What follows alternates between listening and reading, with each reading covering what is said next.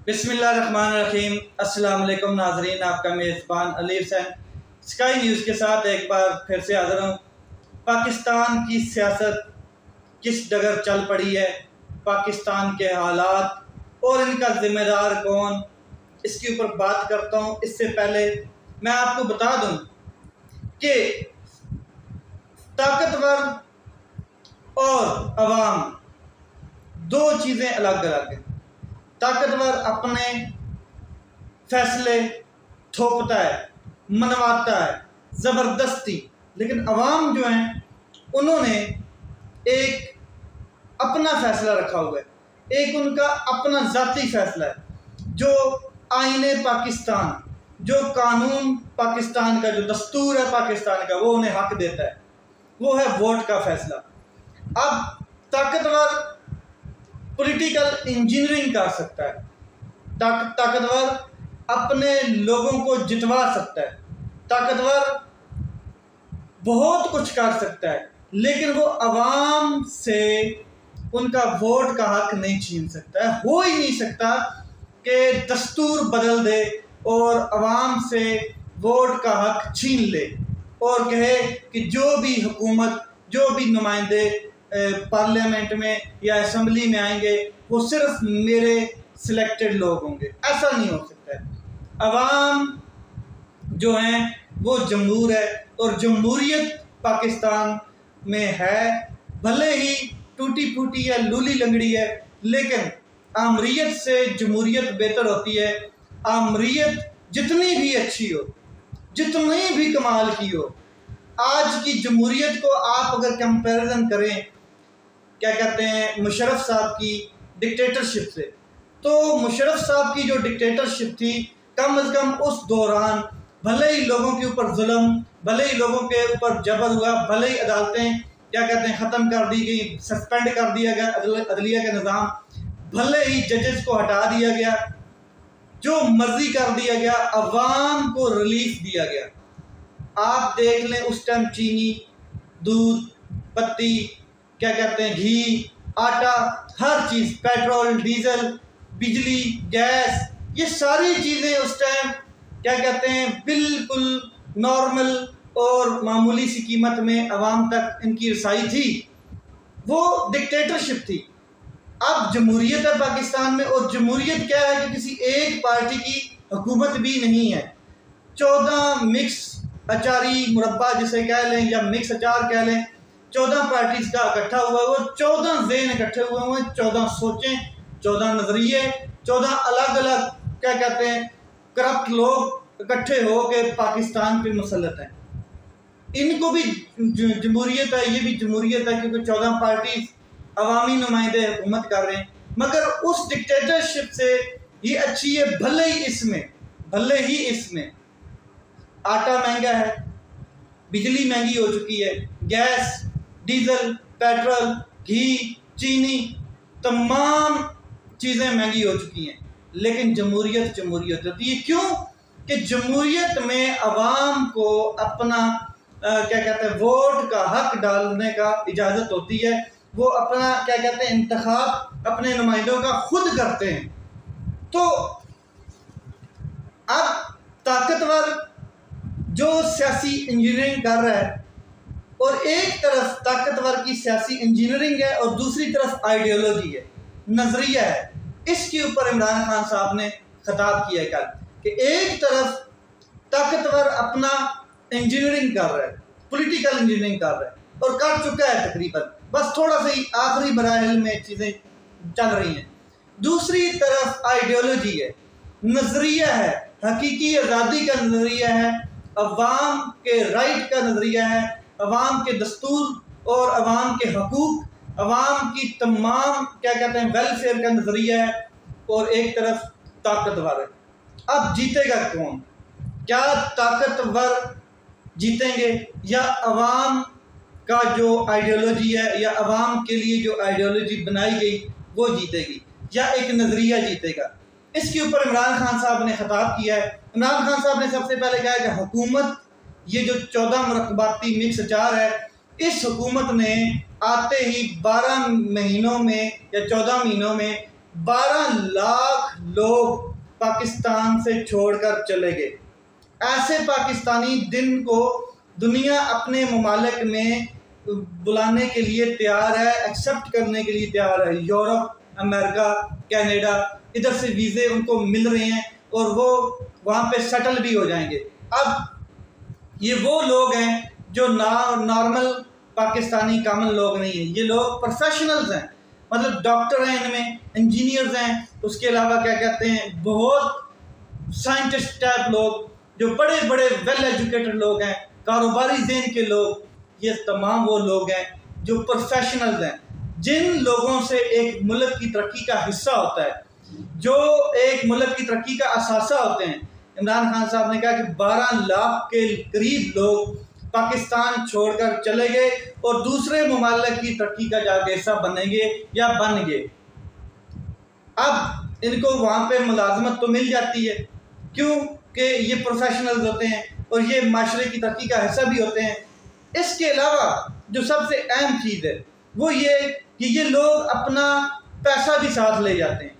ये लोग अपना हुनर तो साथ ले ही गए, अपने आप को यहाँ से इस दलदल से निकाल के तो चले गए, लेकिन ये अपनी मालियत, अपना पैसा भी साथ लेके जाते हैं, खाली हाथ नहीं जाते।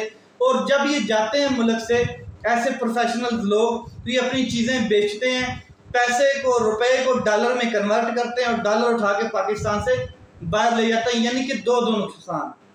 एक, प्रोफेशनल्स पाकिस्तान छोड़ के चले गए जिन्होंने पाकिस्तान की तरक्की का सोचना था, जिन्होंने पाकिस्तान की तरक्की के लिए काम करने थे, वो लोग पाकिस्तान छोड़कर चले गए। दूसरा, पाकिस्तान में जो उनकी जायदाद, जो उनका पैसा, वो डॉलर की शक्ल में यहाँ से लेके चले जाते हैं। ये दो नुकसान को पाकिस्तान को बैक वक्त होते हैं और 12 लाख लोग इस तरह चले गए। अभी और काफ़ी लोग जाएंगे जिस तरह के हालात हैं। तो उन्होंने कहा कि ये पाकिस्तान को जो नुकसान हुआ है ये क्यों हुआ है, इसके पीछे वजह क्या है। सवाल ये है कि ये क्यों मुल्क छोड़ के चले गए। तो इमरान खान साहब ने कहा कि मुल्क में इस टाइम उम्मीद ही ख़त्म हो चुकी है। मुल्क में उम्मीद ख़त्म हो गई। जिन लोगों ने पाकिस्तान में रहकर अपनी इन्वेस्ट करनी थी, पाकिस्तान में रहकर अपना हुनर आजमाना था और पाकिस्तान को तरक्की देनी थी, वो पाकिस्तान से इसलिए छोड़ के चले गए कि उम्मीद ही ख़त्म होगी।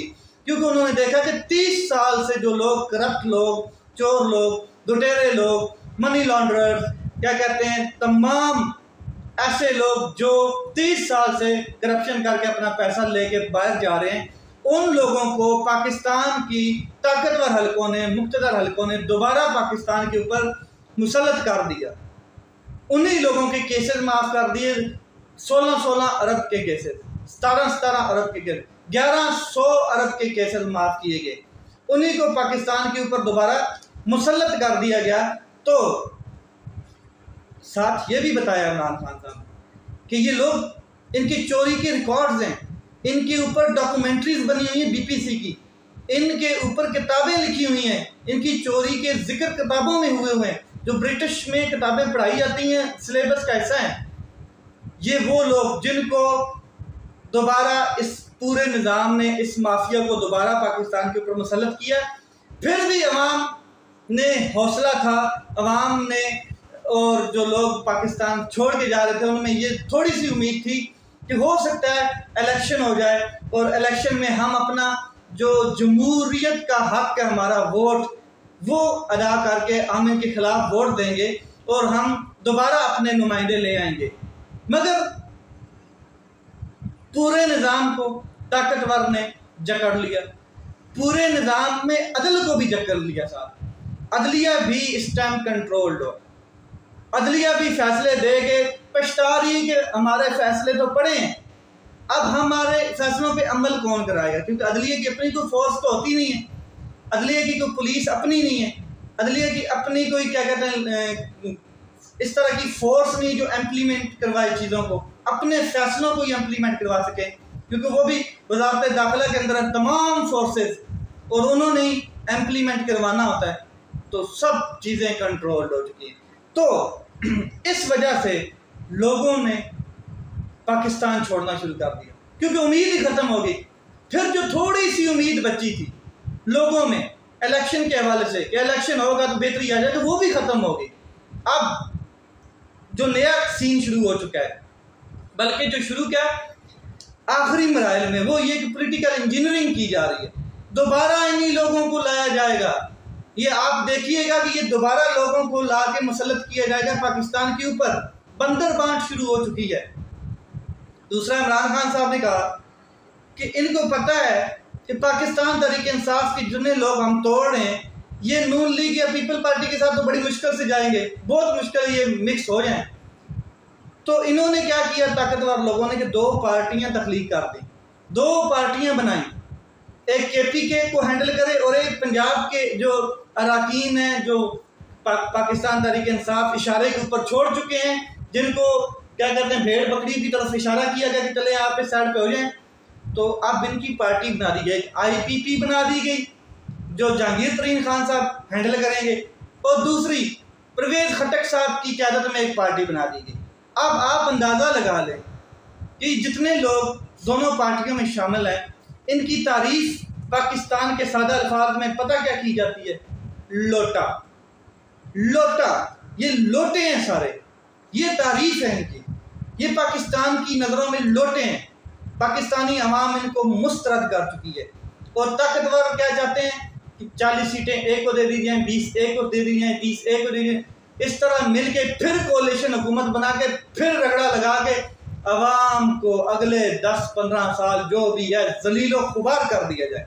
और होगा, आप खामोश बैठे, पूरी कौम खामोश बैठी है, होगा आपके ऊपर, आप जैसे ही हुक्मरान मुसल्लत किए जाएंगे। ये कुरान पाक का फैसला है, ये अल्लाह का फैसला है कि जिस तरह की कौम होती है, जिस तरह की राया होती है, उसके ऊपर उसी किस्म के हुक्मरान मुसल्लत कर दिए जाते हैं।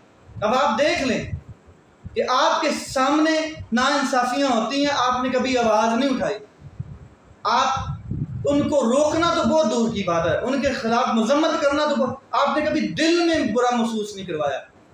तो ये लोग दोबारा आपके ऊपर मुसल्लत होंगे, और इसी तरह का प्लान कंप्लीट होने जा रहा है, जिसमें बंदर बांट हो चुकी है, फैसले कर लिए गए हैं कि पाकिस्तान तहरीक-ए-इंसाफ को सीटें ज़रूर मिलेंगी, लेकिन नहीं, हुकूमत ने इमरान खान साहब को उससे पहले माइनस करने की कोशिश की जाएगी। अदलिया कंट्रोल है, पूरा निज़ाम में अदल कंट्रोल है, पूरे का पूरा पाकिस्तान का निज़ाम कंट्रोल हो चुका है, और अब अवाम है, अवाम क्या कर सकती है, अवाम वोट देगी तो दोबारा धांधली होगी, सीटें ऊपर कहीं और जाके एडजस्ट होंगी, फैसले किसी और की टेबल पे लिस्ट जाएगी, इनको रखें, इनको निकाल दिया जाए। अवाम फिर कहेगी हमने तो वोट किसी और को दिया था, हमने तो किसी को और को दिया, और ये नुमाइंदे कोई और जीत गए। ये निज़ाम आपके साथ चलता रहेगा जब तक आप इसको बर्दाश्त करते रहेंगे। तो इमरान खान साहब ने बड़ा वाज़ेह कहा है कि मैं उन ताकतवर लोगों को पैगाम दे रहा हूँ कि नज़रिया जो है वही असल चीज़ होती है। एक नज़रिया पाकिस्तान का है, पाकिस्तान के अवाम का है, और पाकिस्तान की अवाम की सबसे बड़ी पार्टी पाकिस्तान तहरीक-ए-इंसाफ का है एक तरफ, और दूसरी तरफ ताकतवर की पॉलिटिकल इंजीनियरिंग है। अब फैसला अवाम ने करना है कि वो पॉलिटिकल इंजीनियरिंग को सपोर्ट करते हैं या फिर अवाम अपने फैसले खुद करती है। अवाम जमहूर अपने फैसले का इख्तियार खुद रखती है, अपने वोट को हिफाजत कर सकती है या नहीं। लेट्स सी क्या होता है, क्योंकि फैसले कहीं और होने हैं और वो कर लिए गए। अपना ख्याल रखें, अपने भाई के इस चैनल का ख्याल रखें। पाकिस्तान जिंदाबाद।